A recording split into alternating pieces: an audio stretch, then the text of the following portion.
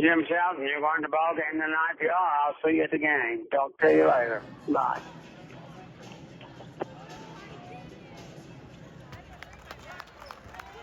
This is a preview of the 2026 4A State Championship game for the Indiana State Championship and 4A class.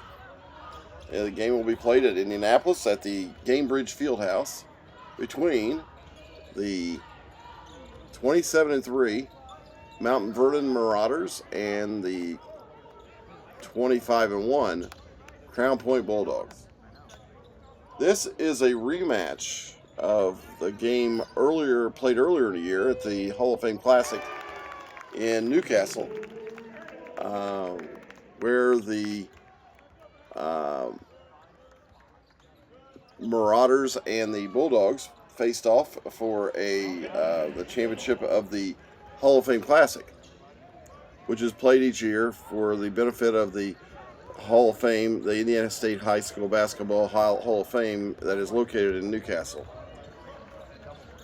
This game was one that started off with lots of anticipation, as both of these teams were highly rated.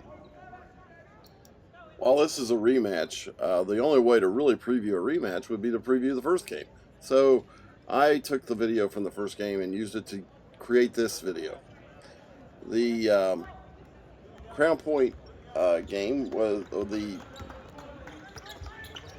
Marauders came out very hot. Luke Ertel almost had a triple-double at halftime.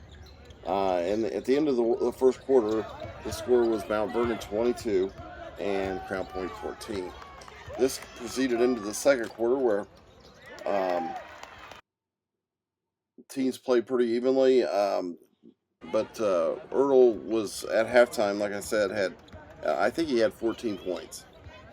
And the score was 36-30, Mount Vernon. At halftime, the Bulldogs of Crown Point adjusted their game and came out with a much better defense, it seemed. They were able to hold Ertel to like 2 points in the second half, I believe. And he was probably one of the worst halves I've seen him play in the last 2 years. He and the Marauders held a 43-40 lead at the end of 3. This got us into the fourth quarter, and you'll see here that things went back and forth, and Crown Point ended up winning the game 60-56, but that was on some really bad free throw shooting in the fourth quarter by Mount Vernon. Ertel missed 2 in a row. That's pretty unusual for him, and they had a 3-point play right at the end of the game that they didn't convert, along with a couple of mental mistakes on defense.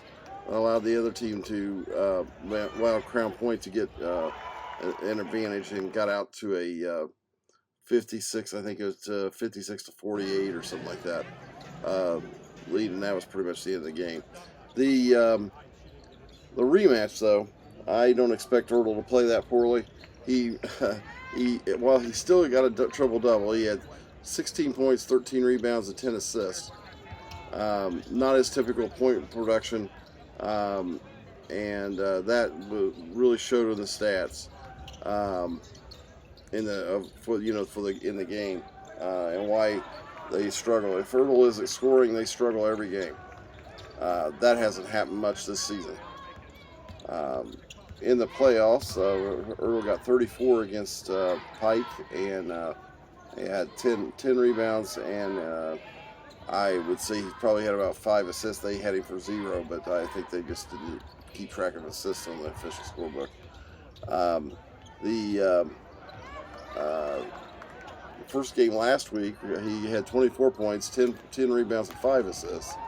And then for the nightcap of the championship game against New Albany, he had 22 points, 11 rebounds, and 10 assists for a triple-double. that is pretty incredible. There aren't very many players around that can do that consistently, and he's done it pretty much all season. I expect that to continue. The two players to watch out for on Crown Point are their center, number 23, and one of their guards, number 2. They are pretty effective, and they're a